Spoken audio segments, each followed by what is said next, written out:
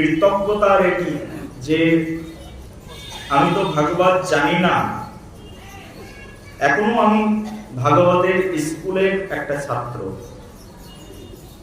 এখনো আমি পড়ে যাচ্ছি, অধ্যয়ন করে যাচ্ছি, আস্বাদন করবার জন্য এখনো চেষ্টা করছি। এখানে কারা বসতে পারেন ব্যাসপীঠে? তারাই বসতে পারেন যারা তত্ত্বকে পরিপূর্ণরূপে জেনেছেন।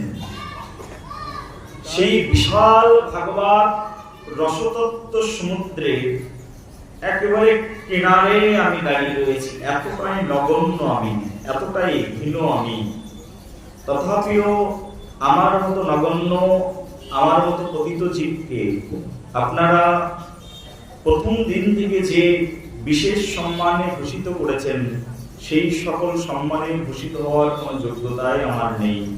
তথাপিও আপনারা করুণা করে আমার মতো পাপিষ্ঠ, আমার মতো নরদম, আমার মতো রসভাসীন ব্যক্তিকে যে 7 দিন ধরে সহ্য করে যাচ্ছেন, আমার এই কথাগুলো যে শ্রবণ করে যাচ্ছেন, অত্যন্ত কৃতজ্ঞ আমি যে আপনারা আমার সম্মুখে বসে এই সকল কথা শ্রবণ করে যাচ্ছেন। সেই জন্য বারবার আপনাদের কাছে আমার এই কৃতজ্ঞতা। আর সর্বোপরি আপনাদের কাছে অনুনয় যে আপনারা যেমন করে ধৈর্য ধারণ করে আমার মতো নরাধম মূর্খকে আপনাদের হৃদয়ে স্থান দিয়েছেন, আমি যেন জন্ম জন্মান্তরে আপনাদের মতো শুদ্ধ ভক্তের সেবায় আমার হৃদয়কে তুলে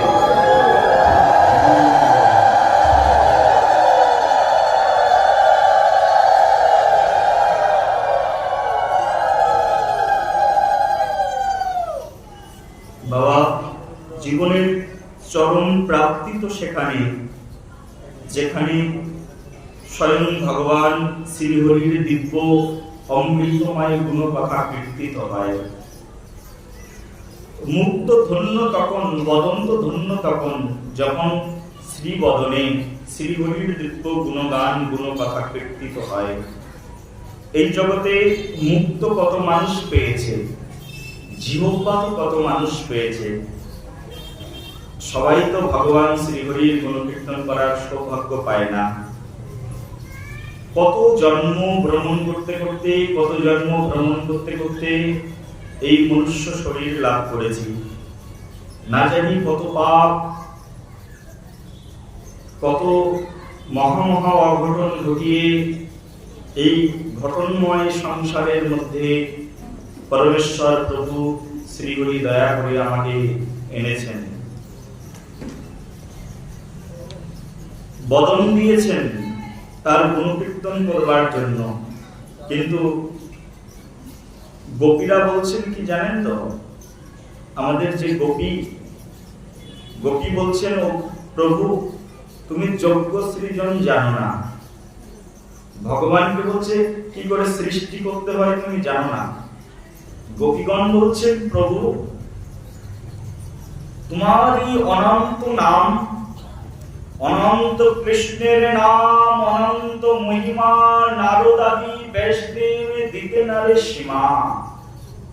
তোমার যে নাম অনন্ত, মহিমা অনন্ত, নারদ ব্যাসদেব যার সীমা নির্ণয় করতে পারে না। কত গভীরতা এই নামের, এই প্রেমের, এই তত্ত্বে। সেই তোমার নামামৃত কীর্তন করবার জন্য শুধুমাত্র 2 অষ্ট প্রদান করেছো, 2 ঠোঁট প্রদান করেছো, একটা জিহ্বা দিয়েছো, একটা মুখ দিয়েছো।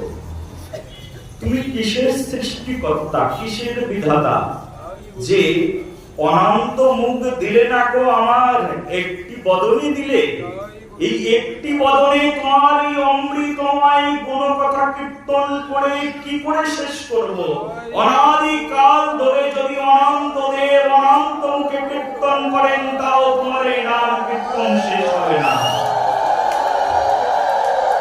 অনাদিকাল অনন্ত দেব অনন্ত মুখে যদি তোমার এই নাম কীর্তন করেন, তাও এই নাম কীর্তন করা কোনদিনের জন্য শেষ হবে না। হে প্রভু, আমাদেরকে সৃজন করেছো বটে, কিন্তু অনন্ত মুখ কেন দিলে না?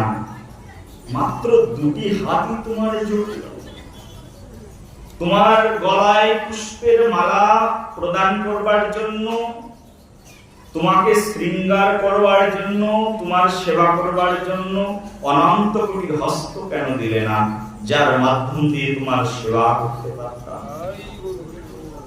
ব্রজগোপীদের কি নিদারুণ প্রার্থনা প্রভু শ্রীহরির চরণ কমলে।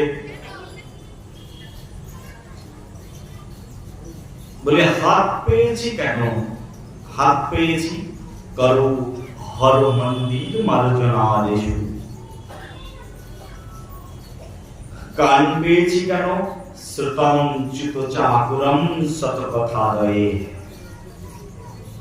সৎ কথা, সাধুর মুখের কথা এই কান দুটি দিয়ে শ্রবণ করবার জন্য। মাত্র দুটো কান দিয়ে তোমার কথা শ্রবণ করার জন্য। সৃজন জানো না প্রভু, কি করে সৃষ্টি করতে হয় তুমি জানো না। মাত্র দুটি কান দিয়েছ তোমার এই কথা অমৃতময় বচন শোনার জন্য। হাত দিয়েছ দুটি, দুটি হাতে কত সেবা করবো তোমার। বড় আক্ষেপ থেকে গেল গোপীর হৃদয়ে। এত এত ক্ষীণ কায় করে আমাদেরকে জন্ম দিয়েছে। গোপীদেরকে কেন শ্রেষ্ঠ ভক্ত বলা হয়? কি উপলব্ধি বাবা, কি উপলব্ধি, কি চরম উপলব্ধি। বলে এত ক্ষীণ কায় করে সৃষ্টি করে দিয়েছো আমাদেরকে।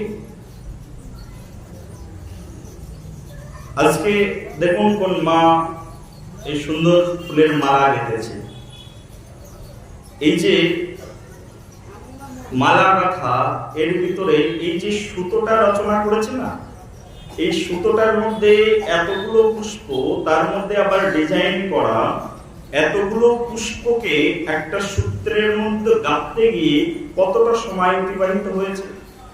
আর যতটা সময় এই ভাগবতের জন্য মালা গেঁথেছেন, যতটা মাইন্ড, যতটা মন একানিষ্ঠ করে, মনটা কিন্তু একেবারে ভাগবত চরণেই ছিল, ভাগবতের জন্যই গাঁথা।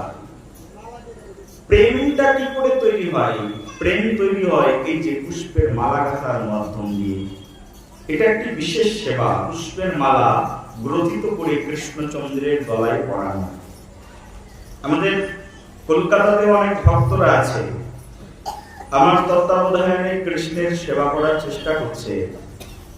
তাদেরকে আমি অলরেডি জানিয়ে দিয়েছি, যদি কৃষ্ণের প্রীতি লাভ করতে চাও, কৃষ্ণকে ভালোবাসতে চাও, বাজারের গাঁথা মালা নয়, আমাদের মন্দিরের মধ্যেও যখন প্রোগ্রাম হয়, ভাগবত কথা আদি অন্যান্য উৎসব আদি হয়, ফুলের বস্তা ভরে কিনে নিয়ে এসে মায়েদের সামনে রেখে দেওয়া হয়। মায়েরা ওই মন্দিরে ফুলগুলোকে একত্রিত করে প্রেম দিয়ে, ভালোবাসা দিয়ে মালা গাঁথেন। এই মালা গাঁথার মধ্যে একটা অত্যাধিক বিনম্র প্রেম, প্রীতি লুকিয়ে আছে। ভগবান শ্রীকৃষ্ণের শ্রী অঙ্গ থেকে শ্রীমতী রাধারানী যেদিন আবির্ভূত হয়েছিলেন, আবির্ভূতা শ্রীমতী রাধারানী ওই দিনই, প্রথম দিনই তিনি জন্মগ্রহণ করেই পুষ্প চয়ন করবার জন্য পুষ্প কাননের মধ্যে গমন করেছিলেন। পুষ্প কাননের মধ্যে গমন করে রাধারানী পুষ্প সংগ্রহ করেছিলেন। সেই পুষ্প দিয়ে রাধারানীর মনে চাইল যে শ্যাম সুন্দরকে একটি মালা গেঁথে পরাবেন। এই হচ্ছে রাধারানীর জীবনের প্রথম সেবা। পুষ্প চয়ন করলেন রাধারানী, আর সেই পুষ্প চয়ন করে সেই পুষ্পকে একের পর এক সুন্দর করে গ্রথিত করলেন। সুতা ছিল না, শুধুমাত্র মনের সুতা দিয়ে সেই পুষ্পকে একটার সঙ্গে একটা লাগিয়ে দিলেন। এই জগতে কার সামর্থ্য আছে রাধারানীর কথাকে অবজ্ঞা করেন?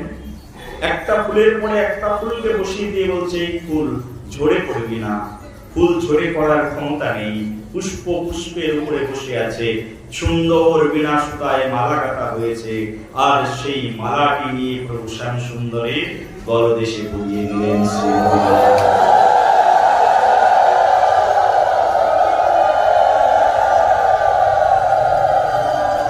স্বয়ং শ্রীজি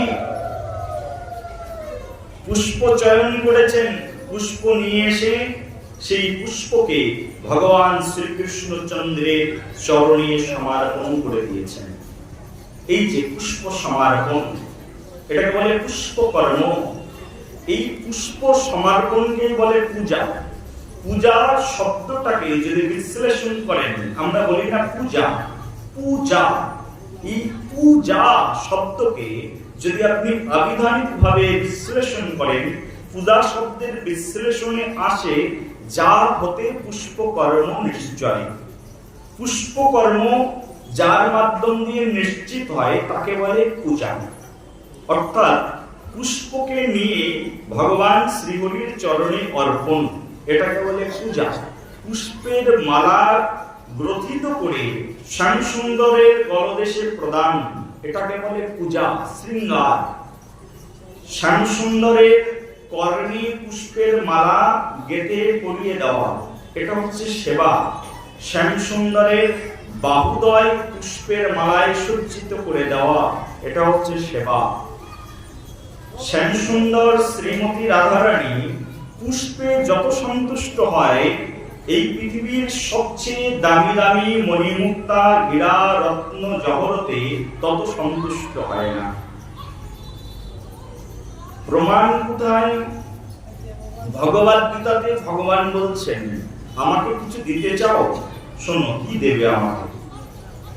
অনেক ভক্তের মনে চায় না, ভগবান আমি তোমাকে কিছু দেব, কি দেবে? সবই তো ভগবান তোমাকে দিয়ে রেখেছেন, দেবে কি তুমি ভগবানকে? তোমার কিছু আছে তুমি দিতে পারো? কি আছে তোমার যা তুমি ভগবানকে দেবে? তথাপিও ভগবান বলছে, যদি দিতে চাও আমাকে দাও। কি নেবে ভগবান?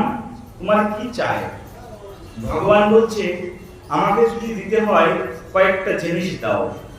নিজে একেবারে লিস্ট বানিয়ে দিলেন, এই জিনিসগুলো আমাকে দিলে আমি অত্যন্ত সন্তুষ্ট হই। ভগবানের বানানোর লিস্টের মধ্যে ভগবান ভগবদ গীতার মধ্যে নবম অধ্যায়ে 26 নম্বর শ্লোকের মধ্যে বর্ণনা করে বলছেন, যদি আমাকে দিতে চাও তাহলে এই জিনিসগুলো দাও। কি জিনিস? তা বলছে যে জিনিসগুলো আমাকে দেবে তার মধ্যে প্রথম যেটি, সেটি হচ্ছে পত্রম। বুঝতে পারছো বাবা? সংস্কৃতের মধ্যে ভগবান শ্রীকৃষ্ণচন্দ্র বলছেন, আমাকে যদি দেবে প্রথম দানটি কি? বলছে পত্রম, পাতা। পত্রম পুষ্পম ফলম ত্বম, বলছে পত্র দেবে, পত্রম পুষ্পম, পুষ্প দেবে, এই যে পুষ্প। আর কি দেবে? বলছে ফলম, ফল দেবে। পত্রম পুষ্পম ফলম ত্বম, ত্বম শব্দের অর্থ জল। কি দেবে? জল। পত্রম পুষ্পম ফলম ত্বম योमी भक्तो प्रयुज्यति तदहं भक्त उपहारितं अस्मामि प्रजातमरम्। भगवान श्री कृष्ण भगवद गीतार মধ্যে স্পষ্ট ভাষায় বলছে ভগবানকে কি দান করা যায়। ভগবান বলছে, আমাকে যদি দান করতে চাও এইগুলো দান করো। কি বলছে? পত্রম, কি পাতা ভগবান চায়? এই যে তুলসী পত্র। বলছে একটা তুলসী পাতা দাও আমাকে, সন্তুষ্ট করতে চাইলে, আর কিছু দরকার নেই। পত্রম পুষ্পম, এই জগতের যত সুগন্ধি পুষ্প আছে কৃষ্ণের চরণে অর্পণ করে দাও। যত সুগন্ধি পুষ্প দেখবে কাননে প্রস্ফুটিত হয়েছে, পুষ্পগুলো চয়ন করো আর চয়ন করে শ্রীহরির চরণে সমর্পণ করে দাও। হরি সন্তুষ্ট হয়ে যাবেন, গোবিন্দ সন্তুষ্ট হয়ে যাবেন। দেখো, আমার ভগবান যত অল্পতে সন্তুষ্ট হয় পৃথিবীতে, এত অল্পতে কেউ সন্তুষ্ট হয় না। ভগবানের বেশি কিছু ডিমান্ড নেই, শুধু একটা তুলসীর পাতা চাই। আর গাছের ফুলগুলো, টাটকা ফুলগুলো, সেগুলো নিয়ে কৃষ্ণ চরণে অর্পণ করে দাও, এটা চাই ভগবান। আর কি চাই? বলছে একটা ফল দাও, গাছেই তো ফলেছে, গাছ থেকে সংগ্রহ করে একটা ফল দাও কৃষ্ণ। ফলম। আর কি বলছে, একটু এই প্রকৃতিতেই কত জল আছে, মিঠা জল, নদী থেকে নাও, পুকুর থেকে নাও, বা টিউবওয়েল পাম্প করে নাও, কোন জায়গা থেকে একটু জল নিয়ে সেই জলটা ভগবানকে নাও। কত অল্পতে সন্তুষ্ট ভগবান, কিন্তু তারপরেও আমার মনে এই দুঃখ, এত অল্পতে সন্তুষ্ট ভগবান, কিন্তু কলকাতা, দিল্লি, মুম্বাই শহরের অনেক বাড়িতে দেখেছি হিন্দু মানুষ, সনাতন ধর্ম অবলম্বী একজন মানুষ, সারা ঘরে কোন জায়গায় ভগবানের একটা ছবি পর্যন্ত লাগানো নেই, কিন্তু সচিন টেন্ডুলকারের ছবি ঘরের মধ্যে লাগানো আছে। কারোর বাড়িতে অমিতাভ বচ্চনের ছবি লাগানো আছে, কিন্তু ভগবানের ছবি কোথাও নেই। কোথাও গিয়ে বলি, ও মা, তুমি ভগবানের একটু ধূপ ধুম আরতি করো না। কি বলবো বাবা, ওটা না ভাবছি এখন থেকে করবো। কেন এতদিন করনি? না না, এতদিন না, মন ছিল, কিন্তু বাচ্চা কাচ্চা ছোট ছিল বলে ওই ধূপ ধুনা দেখানোর জন্য কোন জায়গায় তৈরি করিনি। বলো রাধে রাধে।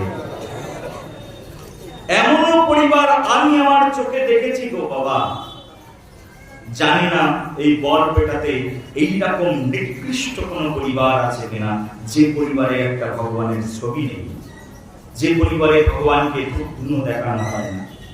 এত অল্পতে সন্তুষ্ট ভগবান, তাও সেই ভগবান শ্রীহরির চরণে আমাদের রতিমতি জন্মালো না।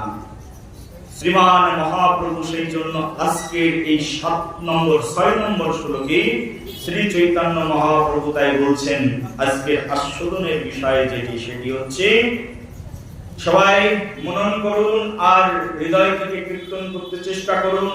স্বয়ং ভগবান শ্রী চৈতন্য মহাপ্রভু বলছেন, নয়নাম গলদশ্রুধারয়া বদনং গদগদহৃদয়া গিরা পুলকর্ণিচিতং বপু কদা তব নগ্রহণে ভবেষ্যতি। শ্রী চৈতন্য মহাপ্রভু এই শ্লোকে বলছে, নয়নাম গলদশ্রুধারয়া বদনং গদগদহৃদয়া গিরা পুলকর্ণিচিতং বপু কদা তব নগ্রহণে ভবিষ্যতি। মহাপ্রভু বলছেন, হে ভগবান, আমার কেন রুচি হয় না? ভক্তদেরকে শিক্ষা দিচ্ছেন, ও ভক্ত, কেন রুচি হয় না? নয়নাম গলদশ্রুধারয়, কেন রুচি হয় না আমার সেই ভগবানের নামে? বলছে, বদনাম গদগদহৃদয়া গিরা, আমার বদন কেন, আমার মুখ কেন সেই কৃষ্ণ কথা বলতে বলতে রুদ্ধ হয়ে যায় না? আমার কৃষ্ণ কথা কেন আমার মুখ সদা সর্বক্ষণের জন্য বলে না? শ্রী চৈতন্য মহাপ্রভুর শিক্ষা, শ্রী শ্রী চৈতন্য চরিতামৃতে রসিক শেখর কৃষ্ণদাস কবিরাজ গোস্বামীপাদ বলছেন,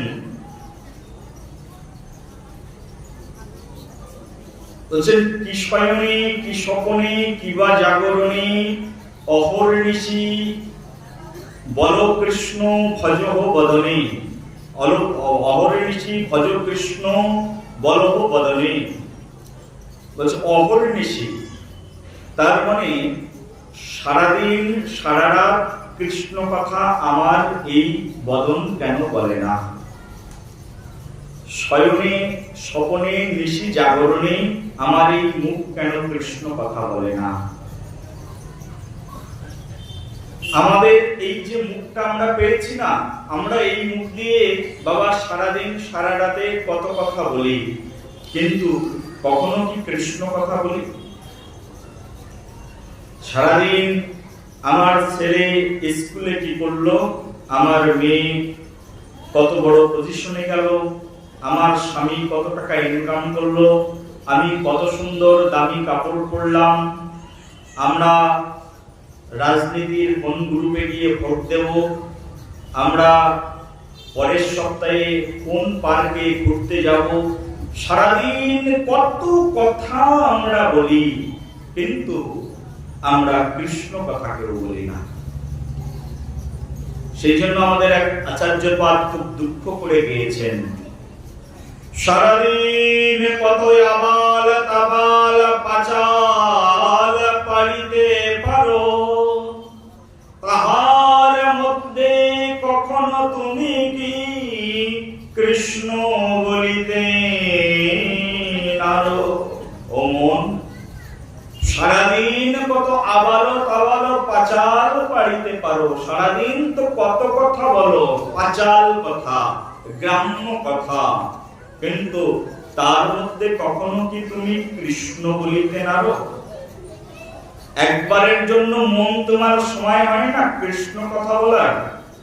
কৃষ্ণ কথা কিন্তু কেউ বলি না, কিন্তু মুখটা যে ভগবান আমাদেরকে দিয়েছেন এটা কৃষ্ণ কথা বলবার জন্যই দিয়েছেন। আমরা যে পৃথিবীতে জন্মেছি কৃষ্ণ ভজনের জন্যই জন্মেছি, কিন্তু ভুলে গেছি, কেউ শেখায়নি আমাদেরকে ছোট থেকে। আমার বাবা মা তো আমাকে শেখায়নি কোনোদিন, জানি না আপনাদের বাবা মা শিখিয়েছে কিনা। ছোটবেলায় যখন ছোট ছিলাম তখন শুনতাম বাবা বলতো, মা বলতো যে তোমাকে লেখাপড়া করতে হবে আর মানুষের মতো মানুষ হতে হবে, স্কুলে ফার্স্ট হতে হবে, কলেজে ফার্স্ট হতে হবে, স্কলারশিপ পেতে হবে, অনেক বড় ব্যক্তিত্ব হতে হবে, কিন্তু কখনো কোনো দিনের জন্য বলেনি কৃষ্ণ ভজন করতে হবে তোমাকে। আমাকে তো বলেনি, জানি না আপনাদেরকে কেউ বলেছে কিনা। বলো রাধে রাধে, প্রেম ছে বলো আরো জোরে, আরো জোরে। আমরা পৃথিবীতে কেন জন্মালাম? আমরা পৃথিবীতে জন্মেছি কৃষ্ণ ভজন করবার জন্য। শাস্ত্র তাই বলছেন, কৃষ্ণ ভজিবার করে সংসারেতে আইনু, মিছে মায়ায় বদ্ধ হয়ে বৃক্ষ সম হইনু। আমরা কৃষ্ণ ভজন করতেই এসেছি পৃথিবীতে। এমনকি আমরা যখন এই যে মাতৃগর্ভের মধ্যে ছিলাম না, মাতৃগর্ভের মধ্যে ভগবান দেখা দেয় একজন সন্তানকে, জানেন কি জানেন না? মাতৃগর্ভের মধ্যে স্বয়ং ভগবান আসেন, সেই জন্য মাতৃগর্ভকে প্রণাম করা হয়। মাতৃগর্ভ সবসময়ের জন্য প্রণাম্য। মায়ের গর্ভের মধ্যে একমাত্র ভগবান আসেন, মা বুঝতে পারেন না, মাকে জানানোই হয় না, কোনো মা জানেনই না যে মায়ের গর্ভের মধ্যে ভগবান আসেন। আমাদের আচার্যপাদ লিখেছেন, কখন মায়ের গর্ভের মধ্যে ভগবান আসেন? একটা সন্তান যখন মাতৃগর্ভের মধ্যে প্রবেশ করে ছোট্ট একটি মূত্রথলির মধ্যে থাকে কালো অন্ধকার, ঘুটঘুটে অন্ধকার গৃহ, কারাগারের মতো। সেই অন্ধকার গৃহের মধ্যে যখন এই সন্তান মাতৃ উদরের মধ্যে থাকে, তখন এই মাতৃ উদরের মধ্যে ওই সন্তান খুব কষ্ট পায়, খুব এত কষ্ট পায়, কৃমি কীট গুলো এসে ওই সন্তানকে খুঁচিয়ে খুঁচিয়ে ওই মাংস খেতে থাকে। তখন ওই সন্তান এত কষ্ট পায়, চিৎকার করে ওঠে, হা কৃষ্ণ আমাকে রক্ষা করো। ডাকবেন কাকে? হে কৃষ্ণ, হে জনার্দন, রক্ষা করো, রক্ষা করো বলে চিৎকার করতে থাকে। যখন ওই কৃমিকীট গুলো এসে চিৎকার করতে থাকে, ঠাকুর ভক্তি বিনোদ আমাদের একজন এই কলকাতাতেই বীরনগরী বাড়ি,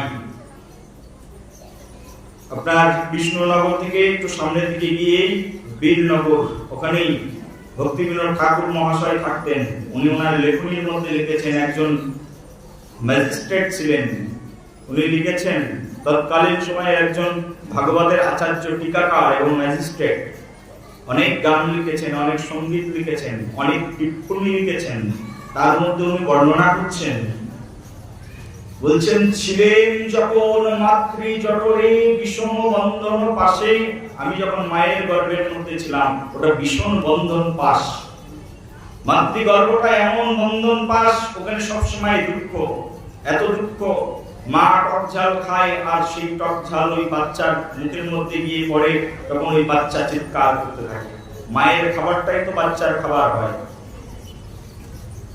সেই জন্য গর্ভ অবস্থায় আমাদের গর্ভধারণ সংস্কার বলে একটি সংস্কার আছে।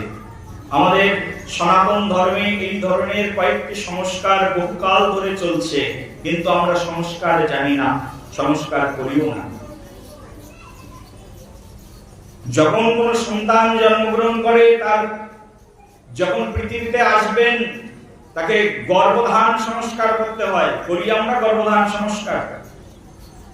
সন্তানকে পৃথিবীতে জন্ম দেওয়ার জন্য মা বাবাকে তপস্যা করতে হয়। তপস্যা করি। এত অনাকাঙ্ক্ষিত সন্তান আমাদের পৃথিবীতে জন্মগ্রহণ করছে, চিন্তাও করতে পারবেন না। এমনও তো আছে বাবা মা চান না তার সন্তান জন্মগ্রহণ করুক, কিন্তু জন্মগ্রহণ করে যাচ্ছে। চায় না বাবা মা সন্তান আসুক। ঔষধ খেয়েও সন্তান জন্ম দেওয়াকে রোধ করতে পারে না, সেই সন্তান জন্মে যাচ্ছে। অবাঞ্ছিত সন্তান। এই সন্তান জগতের কি কল্যাণে আসবে?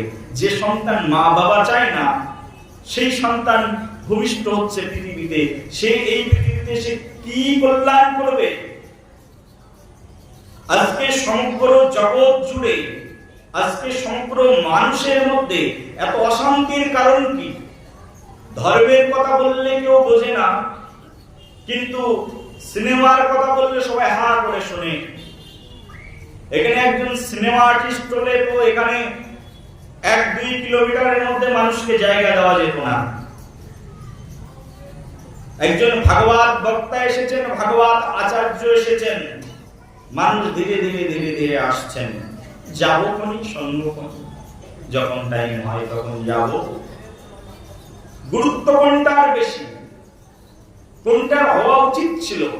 ভাগবতের প্রতি তো, সনাতনের প্রতি তো সেই গুরুত্ব আজ কমে গেছে। সমগ্র পৃথিবীতে আজকে এই অরাজকতা, লুটতারাজ, দুর্নীতি, মানুষে মানুষে হানাহানি, একজন আরেকজনের সঙ্গে দ্বন্দ্ব সংঘাত, এর কারণ হচ্ছে এই সমাজে অবাঞ্ছিত সন্তান বেড়ে গেছে। প্রেম সে বলো আরো জোরে। আমরা নিজেরাই সংস্কারী নই। আমরা কি করে একটা ভালো সন্তানকে পৃথিবীতে জন্ম প্রদান করতে পারবো? একটা সুসন্তান আনবার জন্য একজন মাকে অনেক তপস্যা করতে হয়। অনেক তপস্যা করে একজন সুসন্তানকে পৃথিবীতে আনতে হয়। তপস্যা তো তপস্যা, এমনই কুসংস্কার এসে গেছে যে এখনকার যুগের মায়েরা বাবারা ডাক্তারের উপরে ডিপেন্ড করে, কোন ভাগবত আচার্যের উপরে ডিপেন্ড করে না। আরে গুরুদেব বলে দিয়েছে, সেই কথার কোনো মূল্য নেই। গুরুদেবের চেয়ে আরো বড় পণ্ডিত যিনি, তিনি হচ্ছেন ডাক্তার। আমার ছেলেটা মরেও যেতে পারে গর্ভের মধ্যে, আমার মেয়ে মরেও যেতে পারে, কারণ আগের যুগে সন্তান জন্মগ্রহণ করতো না। যখন ডাক্তারি পরীক্ষা নিরীক্ষা ছিল না, তখন পৃথিবীতে সন্তান জন্মায়নি। আজকে না হয় মেডিকেল সায়েন্স মানুষকে জানিয়ে দিচ্ছে এটা সেটা, কিন্তু যখন মেডিকেল সায়েন্স ছিল না, এত বেশি উন্নয়ন ছিল না, যখন ভারতে ইংরেজরা আসেনি, তখন ভারতের মানুষ তারা বৈদিক ট্রিটমেন্টের উপরে ডিপেন্ড করতেন। আমরা জানি যে বর্তমান যুগের যে ট্রিটমেন্ট ব্যবস্থা, বর্তমান যুগের এই যে মেডিসিন ব্যবস্থা, আপনি একটা অ্যালোপ্যাথিক ঔষধ খাবেন, একটা রোগ সেরে যাবে, তো আরেকটা রোগ আপনার অন্য দিক দিয়ে উঁকি মেরে উঠবে আপনার জীবনে। রোগ কখনো নিরাময় হওয়ার নয় বর্তমান যুগের যে ট্রিটমেন্ট ব্যবস্থা। আপনি মনে করছেন আপনি নিরোগ হয়ে যাবেন, সারা জীবনের জন্য রোগ মুক্ত হয়ে যাবেন, কিন্তু বর্তমান যে চিকিৎসা ব্যবস্থা, সেই চিকিৎসা কখনো একজন মানুষকে পরিপূর্ণরূপে নিরোগ করতে পারে না, আরো বরঞ্চ মানুষকে রোগময় করে দেয়। আগের যুগের মানুষ অনায়াসে 100 বছর বেঁচে যেত, 200 বছর বেঁচে যেত। ভারতের মানুষের গড় আয়ু তো 100 বছর, কিন্তু বর্তমান যুগের মানুষের গড় আয়ু 60 বছরের মধ্যে সীমাবদ্ধ। কেন? এত তো ভালো ভালো খাচ্ছি, এত ভালো ভালো পরিধান করছি। আগের যুগের মানুষ তো আপনাদের মতো এত ভালো করতো না, এত দামি কাপড় চোপড় করতো না, না ঘরের মধ্যে এয়ার কন্ডিশন ছিল, ঘরের মধ্যে না এরকম ইলেকট্রিসিটি, কুলার, পাখার ব্যবস্থা ছিল, কিন্তু আগের যুগের মানুষ দীর্ঘদিন বেঁচে যেত, আমরা বাঁচছি না কেন? কলুষিত হয়ে গেছে সমাজ ব্যবস্থা। আমরা যাদের উপরে ডিপেন্ড করি তারা আমাদেরকে ঠকিয়ে যাচ্ছে প্রতিনিয়ত, কিন্তু আমরা বুঝতে পারছি না। আমরা ঠকে যাচ্ছি একটুখানি সুখের জন্য। সুখটা কেমন? ওই যে সেদিন বলেছিলাম না, চুলকানির মতো সুখ। যখন কোনো মানুষের গায়ে ফোসপাঁচটা হয়, চুলকাতে প্রথম প্রথম ভালো লাগে, মনে হয় চুলকালেই মনে হয় আমার চুলকানি রোগ সেরে যাবে, চুলকাতে ইচ্ছা করে, চুলকাচ্ছি চুলকাচ্ছি চুলকাচ্ছি, কিন্তু চুলকানোর শেষ পরিণতি কি হয় গো মা? রক্ত বেরিয়ে যায়, ঘা হয়ে যায়, পুজ হয়ে যায়। চুলকানোর শেষ পরিণতি এটাই হয়। আমরা আমাদের সংস্কৃতিকে ভুলে গেছি, আমরা আমাদের সমাজ ব্যবস্থাকে ভুলে গেছি। এটাই আমাদের জীবনের সবচেয়ে বড় দুঃখ। আজকে যে সকল সন্তান জন্মগ্রহণ করছে, কখনো কখনো তো কোনো কোনো মা আমাকে প্রশ্ন করে, বাবা আপনি আসেন না, আমার এই ছেলেটার মাথায় একটু হাত দিয়ে দিন। কেন মা? কারণ ছেলেটা এত চঞ্চল, এত দুষ্টু যে ঘরে কোনো জিনিসপত্র আমি সুন্দরভাবে সাজিয়ে রাখতে পারি না। কোন জিনিস কোথায় যায়, কি হয়ে যায় আমি নিজেই বুঝতে পারি না। এর যন্ত্রণায় এতটাই জ্বলছি, কখনো কখনো মনে হয় যেন একে কোনো এতিমখানায় বা একে কোনো হোস্টেলে বা কোনো জায়গায় রেখে চলে আসি।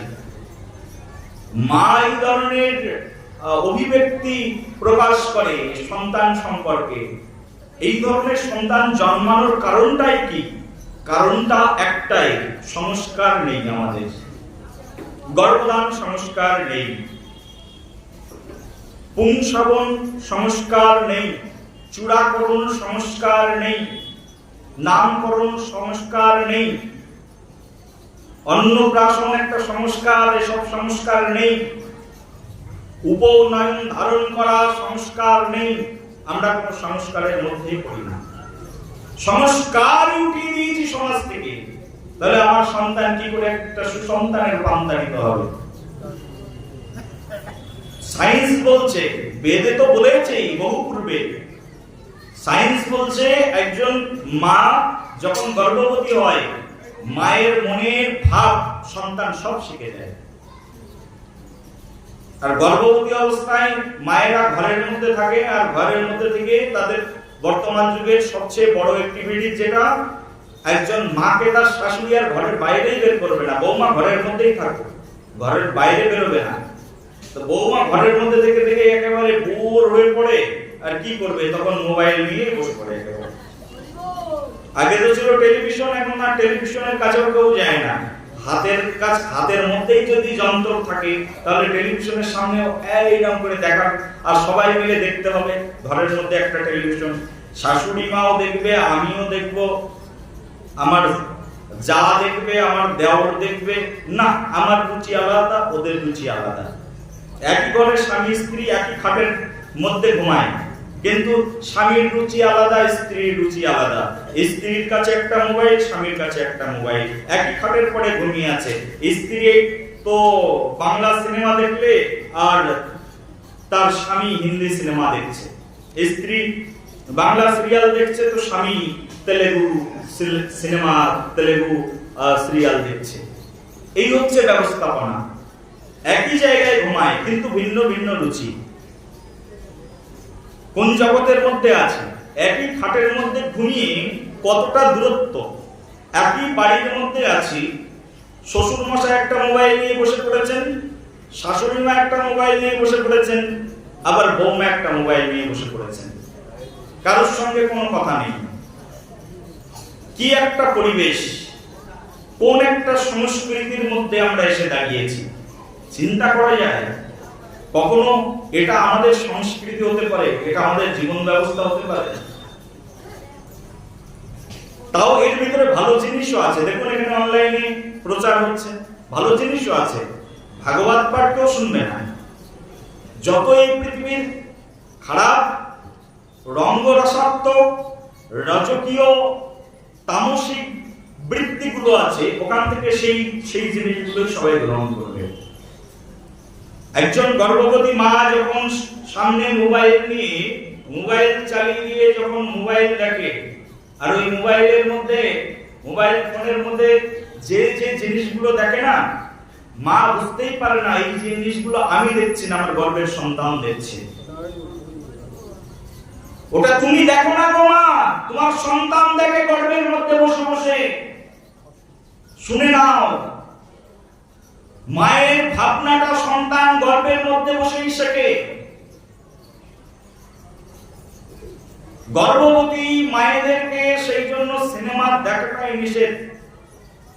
তোমার ছেলে পেট থেকে বেরোতে না বেরোতে দেখবে এখনকার যুগের ছেলেমেয়েরা করে কাঁদছে, পেট থেকে বেরিয়ে কান্না শুরু করছে।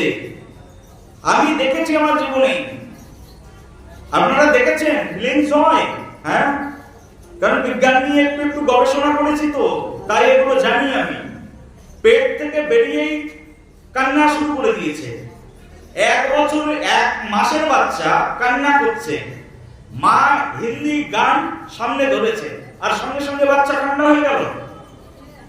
আমি গিয়ে করতাল বাজিয়ে হরে কৃষ্ণ কৃষ্ণ কৃষ্ণ হরে হরে, হরে রাম রাম রাম হরে হরে, যত বলি তত কান্না করে, যত বলি তত কান্না করে। হিন্দি গান চালিয়ে মোবাইলটা সামনে ধরেছে মা, আর সঙ্গে সঙ্গে বাচ্চা ঠান্ডা হয়ে গেল। চিন্তা করতে পারেন?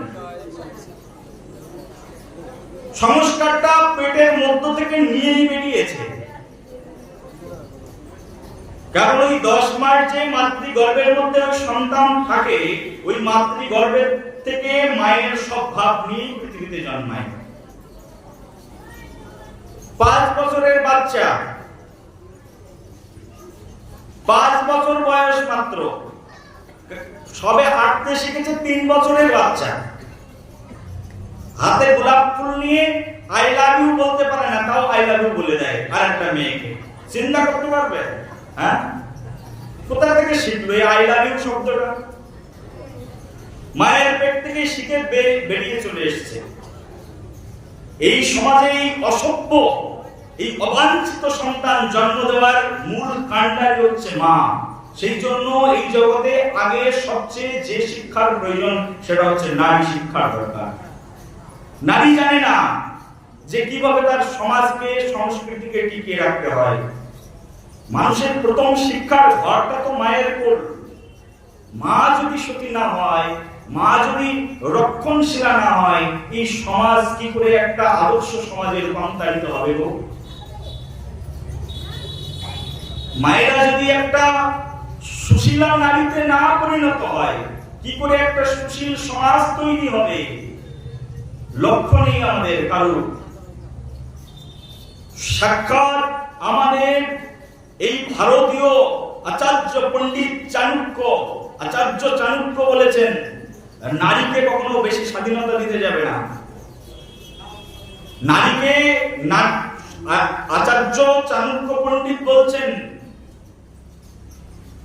নারী এমনই তাদের স্বভাব, যে কোনো সময় যে কোনো স্থানে বিগলিত হয়ে যেতে পারে। নারীর কর্তব্য কি? বলছে নারীর কর্তব্য গৃহের মধ্যে থাকবে। নারীর কর্তব্য কি? নারীকে চাকরি বাকরি করতে যেতে দেওয়া ঠিক নয়।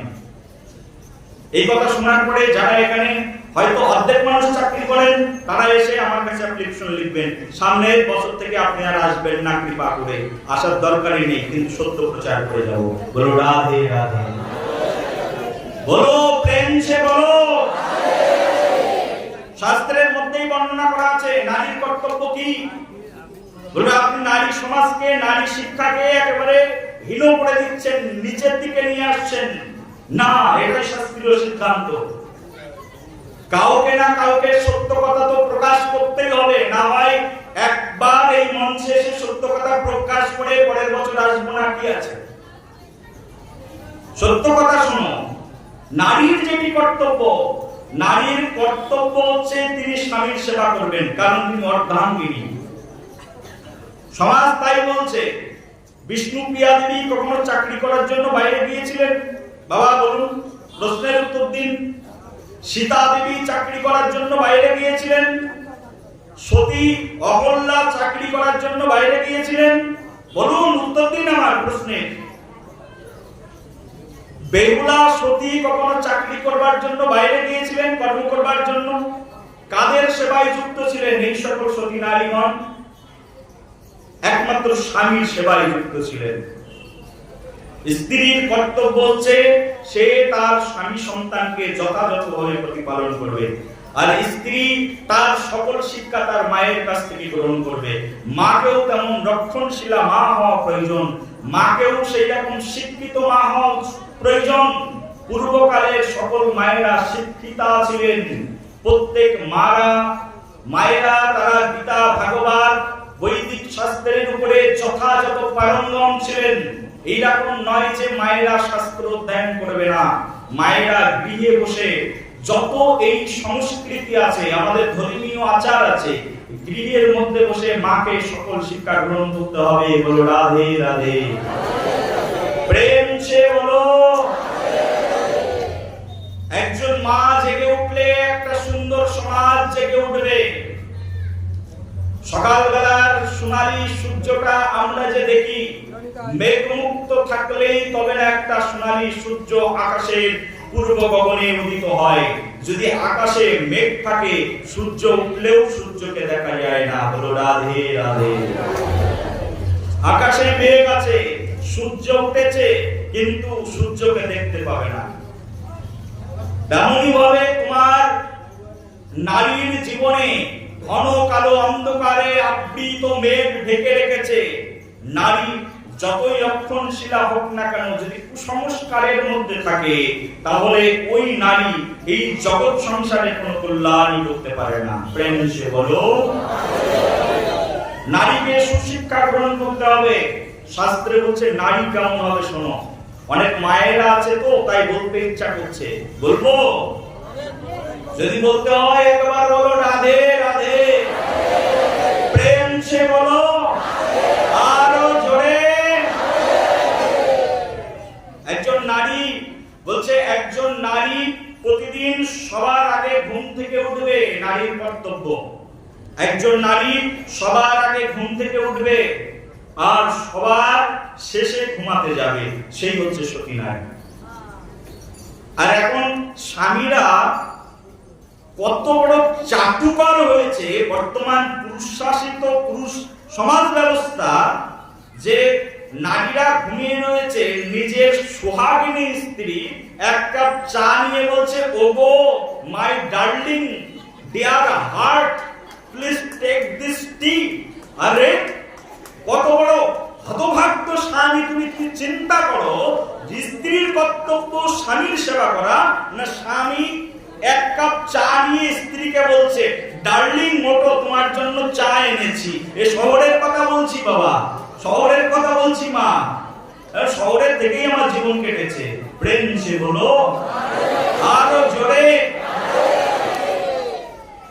এই যদি আমাদের সমাজ ব্যবস্থা হয়, তাহলে এটা কি করে আমাদের সনাতন সংস্কৃতি হতে পারে? শাশুড়ি মা একটু ব্যাকডেটেড তো। শাশুড়ি মা সকালবেলায় ভোর 5টার মধ্যে ঘুম থেকে উঠে ফুল সংগ্রহ করেছেন, ভগবানকে ঘন্টা নাড়িয়ে পুজো করছেন, আর বৌমা দিব্যি পরম সুখে এসি ঘরের মধ্যে ঘুমিয়ে আছেন। ওদিকে শাশুড়ি মার তো অভ্যাস নেই এসি ঘরের মধ্যে ঘুমানো, ছোট্ট একটা কামড়া বানিয়ে দিয়েছেন, ছেলে কামড়ার মধ্যে ঘুমায়, আর শাশুড়ি মা মনে করছেন আমি সুখে আছি, আর বৌমা মনে করছেন আমি সুখে আছি। সংসারটা কার? যেদিন থেকে একটা নতুন বধূ, নব গৃহবধূ গৃহের মধ্যে আসে, ওই দিন থেকে পুরো সংসারের দায়িত্ব ওই গৃহবধূর উপরে এসে বর্তায়। গৃহবধূর কর্তব্য হচ্ছে এই সংসারের মধ্যে আমি একটা নবীন মা পেয়েছি, তাকে সেবা করা। শ্বশুর মশাই হচ্ছে আমার পিতা, তার সেবা করা। গৃহবধূর কর্তব্য হচ্ছে স্বামীর সেবা করা। স্বামী জাগার অনেক আগেই স্ত্রীকে জাগতে হবে। স্ত্রী সকলের আগে ঘুম থেকে উঠবে আর সবার শেষে সব কাজ সমাপন করে ঘুমাতে যাবে। এই হচ্ছে একজন সতী নারীর কর্তব্য। প্রেম সে বলো, আরো জোরে। একথা শোনার পরে কত মানুষের এবার কত কিছু হবে। হ্যাঁ দেখো, মহারাজ আমাদেরকে কত কথা বলে গেল। কিন্তু এটাই আমাদের অরিজিনাল সিদ্ধান্ত, এটাই আমাদের অরিজিনাল জীবন যাত্রা, এমনটি হওয়া উচিত। এটাই আমাদের বৈদিক সংস্কৃতির শিক্ষা, এটাই আমাদের মুনি ঋষিদের শিক্ষা, এটাই আমাদের আচার্য পাদ্যের শিক্ষা।